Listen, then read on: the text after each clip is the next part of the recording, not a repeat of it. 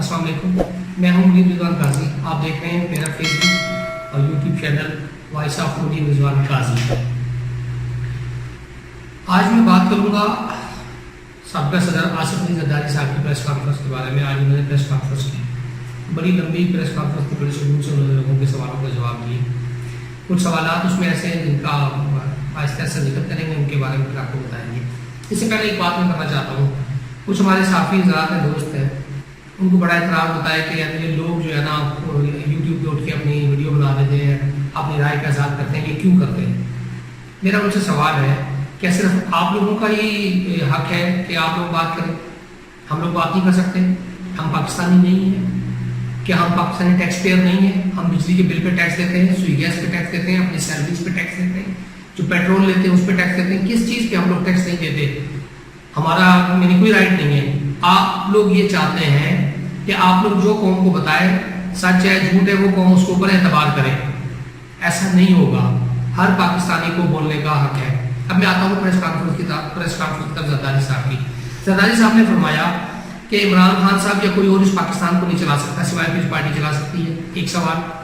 दूसरा सवाल था, बेनजीर की शहादत पे मैंने पाकिस्तान खपे का नारा लगाया। अगर पाकिस्तान खपे का नारा लगाता तो हालात कुछ और होते हैं। खुदा खासा पाकिस्तान टूटने की तरफ जा रहा था, मैंने बचाया, ज़रदारी साहब ने कहा। सेकंड ये, पाकिस्तान की जो मौजूदा सदर है अलवी साहब, उनकी वो कहते हैं कि इनकी सोच छोटी है, ये एक डेंटिस्ट है, इनको नहीं पता सियासत क्या होती है। ठीक।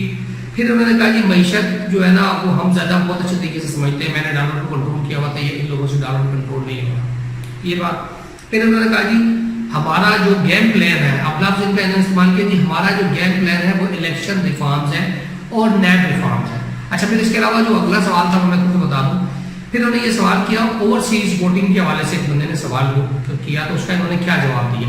इन्होंने ये जवाब दिया उसका कि जनाब जैसे हमने पाकिस्तान में अक़लियत वाले जो हमारे दोस्त हैं पाकिस्तानी हैं, उनको हमने यानी मुख्तलिफ सीटें देते हैं, उनको असम्बली में मुख्तलिफ सीटें होती हैं, इनकी भी हम कोई मुख्तलिफ सीटें रख देंगे, यानी हमारी स्ट्रीम लाइन में नहीं, अलग इनको सीटें दे देंगे, उसके ऊपर ये कर देंगे। ये था। फिर एमक्यूएम के बारे में उन्होंने कहा कि एमक्यूएम वालों ने शर्त रखी थी गवर्नरशिप की, हमने गवर्नरशिप उनको दे दी है, तो बस अब हम उनसे काम भी लेंगे। अब मैं आता हूँ ज़रदारी साहब के पहले सवाल की तरफ। कहते हैं जी पाकिस्तान को हमसे बेहतर कोई नहीं चला सकता, हम बेहतर चलाने वाले जानते हैं। सिंध काबीना की तरफ थोड़ा सा मैं बताता हूँ, सिंध काबीना में कौन लोग शामिल हैं। ये लोग चलाएंगे, कादिर पटेल जैसे लोग पाकिस्तान चलाएंगे। सिंध की हालत आप जाके देख लें, थर की हालत जाके देख लें, हर साल वहां पे कितने लोग भूख प्यास से मर जाते हैं, कोई उनका पुरसान याद नहीं है, कोई पूछने वाला नहीं है। जिसका दिल चाहता है, लूट मार मची हुई है। ज़रदारी साहब कहते हैं कि जी सिंध बिल्कुल, एक सवाल के जवाब में एक सवाल किया कि इमरान खान साहब कहते हैं कि आपने कब्जा किया हुआ, कहते कब्जा नहीं किया, मैंने वोट दिया है। तो यानी लोगों ने पीपल्स पार्टी को लोग वोट देते हैं इसलिए हम आते हैं, ऐसी बात नहीं है। वहां आपके खिलाफ कोई बोल नहीं सकता, वहां सहाफ़ी आपके खिलाफ बात नहीं कर सकते। मैं खुद आपके हल्के का मेंबर हूँ, मैं नवाबशाह से हूँ। नवाबशाह की गलियों की मैं पिक्चर्स वीडियो बना के आपको मैं कुछ दिनों बाद अपलोड करूंगा, आप देखिएगा कितनी तरक्की है नवाबशाह में। गटर का गंदा पानी नवाबशाह वाले पानी पी रहे हैं। चौधरी तारिक मसूद अराई साहब पिछले 15 साल से उस मेरे हल्के से जीतते आ रहे हैं, एक काम नहीं किया सिवाय अपने जो छोटे मोटे काम है वो कर लेते हैं, बस अपने जाती काम किए, उन्होंने उस हल्के के लोगों के लिए कोई काम नहीं किया। फिर आप कहते हैं जी अलवी साहब को सियासत नहीं आती, हम इनको हैंडल कर लेंगे। बाकी में ज़रदारी साहब आप बिल्कुल हैंडल कर सकते हैं, आप बिल्कुल बहुत अच्छे तरीके से हैंडल करना जानते हैं। जैसा कि आपने सिंध हाउस में लोगों को बंद करके रखा, क्या मंडी लगी, लोगों की जमीन फरोश हुई, उसके बाद आपने इमरान खान की हुकूमत खत्म कर दी।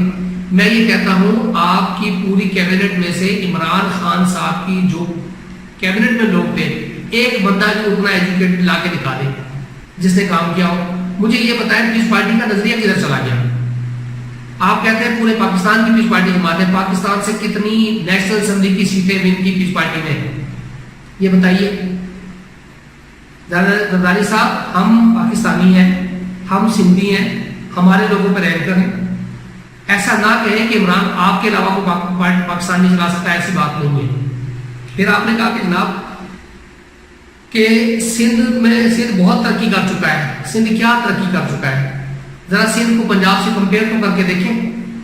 उधर की गलियां, उधर के रोड, कोई काम ही नहीं करता। کوئی منسٹر کام نہیں کرتا، اس کو پتا ہے مجھے پوچھنے والا نہیں ہے. بڑے مزے سے آپ دھوس دان لی ہے. کل ایک وائرل ایک ویڈیو چل رہی تھی کسی فیس بک کے اوپر، اس پہ لکھا ہوں ہندی میں کہہ رہا تھا کہ بابا تاڑ ہکڑو ٹکے جو ووٹ ڈیدا آئے ہو تو وہ سوال کرنا آئے ہو بڑا، یعنی اردو میں یہ بات کروں گا. وہ کہتے ہیں تم 1% کا ووٹ دیتے ہو اور اس کے بعد ہم سے سوال کرتے ہو کہ تم نے کیا کیا. کراچی میں زرداری صاحب آپ نے ایم کیو ایم کو گورنرشپ دے دی ان کے کہنے کے مطابق.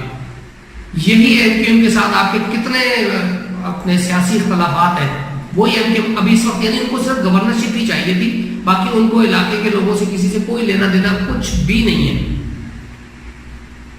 اب اللہ بہتر جانتا ہے کہ آگے آنے والے الیکشن میں ہمارے ساتھ کیا ہوگا، لیکن جو آپ نے فرمایا کہ ہم الیکشن ریفارم چاہتے ہیں اور الیکٹورل اور نیب ریفارم چاہتے ہیں، اس سے صاف ظاہر ہوتا ہے کہ نیب کو ریفارم کرنا ہے.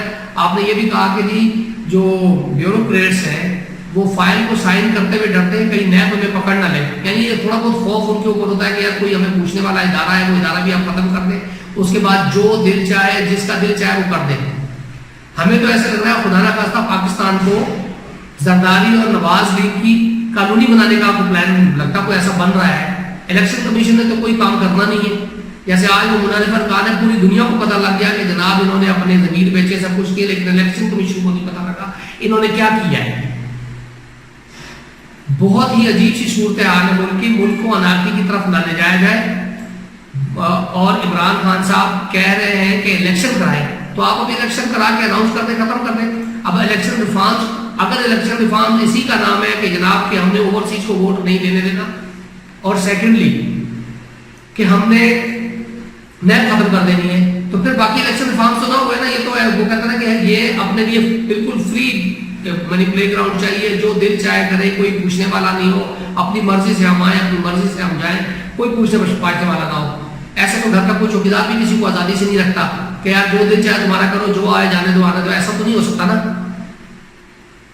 یہ بہت مشکل صورتحال ہے پاکستان میں. اس مشکل صورتحال سے پاکستان گزر رہا ہے. اداروں کو سوچنا چاہیے کہ عمران خان کے پیچھے عوام ہے، عمران خان کے پیچھے، عمران خان کے پاس ایک نظریہ ہے، اس نظریے کو لے کے چل رہے ہیں، اور پھر یہ کہتے ہیں کہ جی سائفر سسٹم کا کوئی پیغام ہی نہیں آیا. اب اتنی ساری چیزیں آپ ایسا ریجیکٹ نہیں کر سکتے. شہباز شریف صاحب نے خود مان لیا ہے کہ ہاں جی پیغام آیا ہے. ہماری این سی سی تو میٹنگ ہو چکی ہیں اس کے اوپر.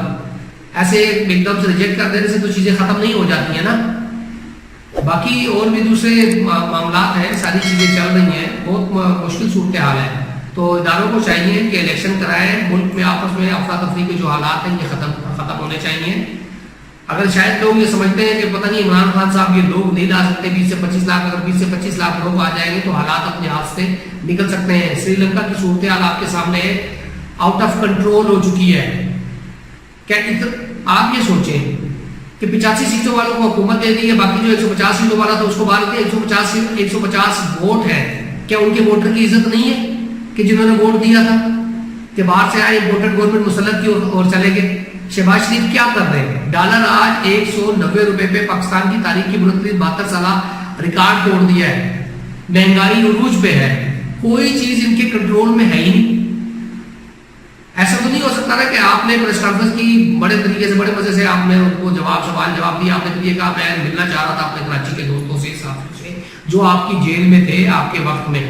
آپ نے ان لوگوں سے مل لیا، گپ شپ کر لی، بہت اچھی بات ہے. لیکن اداروں کو سوچنا چاہیے اس طریقے سے لوگوں کو غصہ نہ دلایا جائے، ان کے حقوق کو نہ سلب کیا جائے. تو ہر ایک پاکستانی کا حق ہے.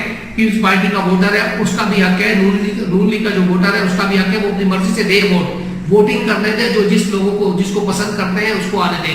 یہ نہ کہیں کہ سوائے صرف ہم نہیں چلا سکتے.